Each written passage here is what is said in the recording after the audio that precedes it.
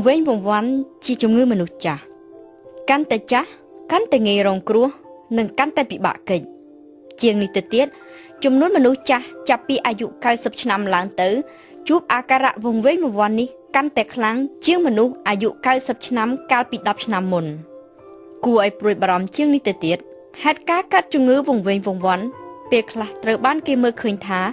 មិនមែនជាជំងឺសម្រាប់តែមនុស្សចាស់ខ្លាំងនោះទេក៏ប៉ុន្តែមនុស្សវ័យចំណាស់ចាប់ពីខ្ទង់60ឆ្នាំឡើងទៅកាន់តែច្រើនឡើងលំអៀងចង់ធ្លាក់ទៅក្នុងគ្រោះកាត់ជំងឺវង្វេងវង្វាន់នេះដែរការភ្លេចវង្វេងវង្វាន់រលត់ការចងចាំអ្វីបន្តិចបន្តួចម្ដងម្កាលតែងតែកើតមានចំពោះមនុស្សគ្រប់រូបគឺគ្មានន័យភ្លាមថាកើតជំងឺវង្វេងវង្វាន់នោះទេជាធម្មតាមនុស្សយើងនៅពេលកើតមកតែងរៀនចេះដឹងចងចាំជារៀងរាល់ថ្ងៃក៏ប៉ុន្តែនៅពេលចូលដល់វ័យមួយចាប់ពីអាយុ50ឡើងទៅមនុស្សយើងចាប់ផ្ដើមចេះភ្លេចខួរក្បាលលែងសូវចងចាំ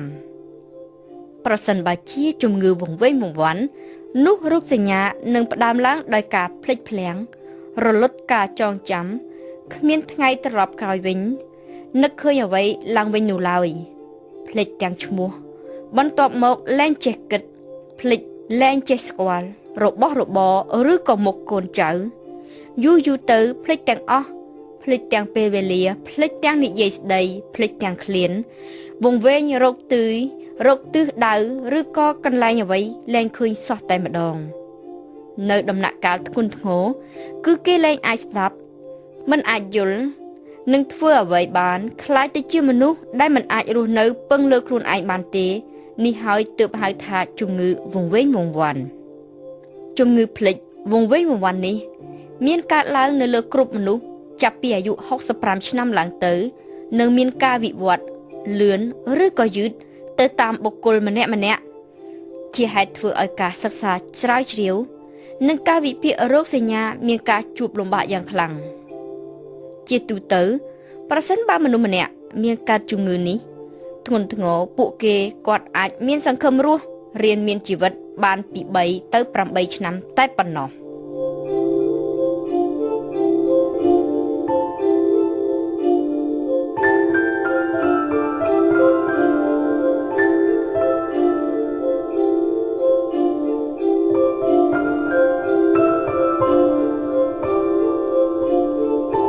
វិទ្យាសាស្ត្រជឿនលឿនខ្លាំង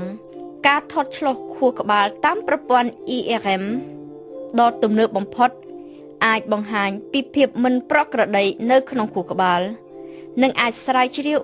មើលឃើញថាមានអ្វីនៅខួរក្បាលបានការស្រាវជ្រាវរោគថ្នាំព្យាបាលថ្នាំការពារក៏មានលក្ខណៈសកម្មយ៉ាងខ្លាំងក៏ប៉ុន្តែរហូតមកទល់នឹងពេលនេះគ្មានឡើយថ្នាំព្យាបាលដ៏មានប្រសិទ្ធភាពសម្រាប់យកមកពន្យឺតពេលវេលាកុំឲ្យជួបគ្រោះវង្វេងវង្វាន់ឬក៏សម្រាប់ព្យាបាលជំងឺនេះជំងឺចុះខ្សោយប្រព័ន្ធប្រសាទបាត់បង់ការចងចាំនេះតើមនុស្សយើងនៅពេលចាស់ទៅត្រូវតែរងគ្រោះកើតជំងឺវង្វេងវង្វាន់នេះឬក៏យ៉ាងណាមិនដូច្នេះពេកទេការសិក្សារបស់អ្នកស្រាវជ្រាវអង់គ្លេសទំនងជានឹងអាចបដូរផ្លាស់គំនិតទាំងអស់នេះបាននាឱកាសសន្និសីទអន្តរជាតិស្ដីអំពីជំងឺវង្វេងវង្វាន់កាលពីថ្ងៃទី13ដល់ថ្ងៃទី18កក្កដាកន្លងទៅថ្មីនេះអង់គ្លេសបានបង្ហាញលទ្ធផលនៃការសិក្សាមួយថាអត្រាភាគរយនៃមនុស្សចាប់ពីអាយុ65ឆ្នាំឡើងទៅកើតជំងឺវង្វេងវង្វាន់នឹងមានការធ្លាក់ចុះ 25% នៅរវាង20ឆ្នាំខាងមុខនេះការសិក្សាលើមនុស្សប្រមាណ 7,000 នាក់ចែកជា2ក្រុមទី1នៅទសវត្សរ៍ឆ្នាំ1990និងក្រុមទី2នៅរវាងឆ្នាំ2008ដល់2010មានអាយុឃ្លាតគ្នាប្រមាណជា20ឆ្នាំ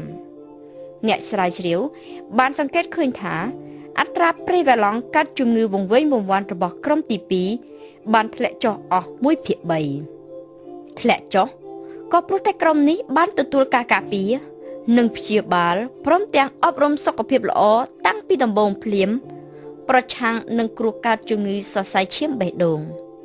ជំងឺសរសៃឈាមបេះដូងដែលជាកត្តាសំខាន់មួយនៅក្នុងចំណោមកត្តាផ្សេងទៀតដែលនាំឲ្យងាយមានគ្រោះកើតជំងឺវង្វេងវង្វាន់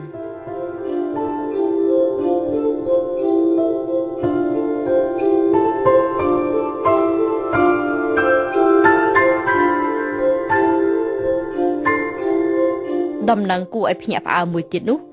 គឺគម្រោងសហប្រតិបត្តិការរបស់សហភាពអឺរ៉ុបស្ដីអំពីជំងឺវង្វេងវង្វាន់បានបង្ហើបបង្ហាញអំពីលទ្ធផលនៃការធ្លាក់ចុះចំនួនមនុស្សកើតជំងឺវង្វេងវង្វាន់នៅក្នុងឆ្នាំ2040ហេតុអ្វីត្រូវធ្លាក់ចុះបើចំនួនមនុស្សចាស់កាន់តែកើនឡើងយ៉ាងដូចនេះជានិច្ចនោះតាមការពិតបើតាមការសិក្សាមួយរបស់បារាំងទម្លាយឲ្យដឹងទន្ទឹមគ្នានឹងការសិក្សារបស់អង់គ្លេសលើកឡើងថា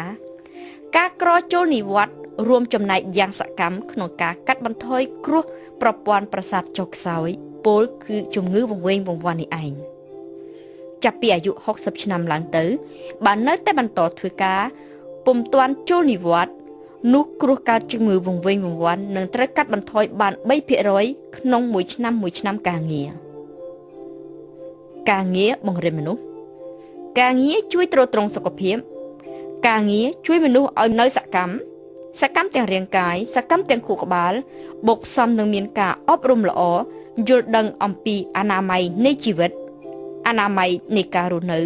គឺពិតដូចជាថ្នាំពៅទៅដាក់សតិបញ្ញាខួរក្បាលឲ្យនៅរឹងមាំចងចាំល្អឬក៏ថាអាចជួយពន្យាពេលវេលាកុំឲ្យខួរក្បាលឆាប់ធ្លាក់ចុះខ្សោយវង្វេងវង្វាន់បានការងារជួយកាត់បន្ថយគ្រោះបាត់បង់វិញ្ញាណក៏ព្រោះតែការងារនេះគឺជាភ្នាក់ងាររក្សាឲ្យមានទំនាក់ទំនងនៅក្នុងសង្គមមិនថាជាសង្គមគ្រួសារឬក៏សង្គមការងារទេដូច្នេះវាពិតជាមិនចម្លែកអ្វីឡើយដែលយើងធ្លាប់បានឮពាក្យនិយាយតៗគ្នាថាគ្រាន់តែចូលនិវត្តន៍ភ្លាមហាក់ដូចជាមីងមាំងបាត់បង់សតិបញ្ញាភ្លាមនោះក៏ប៉ុន្តែអ្នកស្រាវជ្រាវបារាំងក៏សូមណែនាំឲ្យគិតគូរផងដែរអំពីប្រភេទនិងលក្ខខណ្ឌការងារមួយចំនួនពីព្រោះការងារខ្លះមិនអំណោយផលដល់មនុស្សចាស់ឡើយប្រសិនបើការងារមិនអំណោយផលនោះវានឹងក្លាយទៅជាពាក្យថាស្លាប់មិនបានស៊ីប្រាក់និវត្តន៍ទៅវិញជាមិនខាន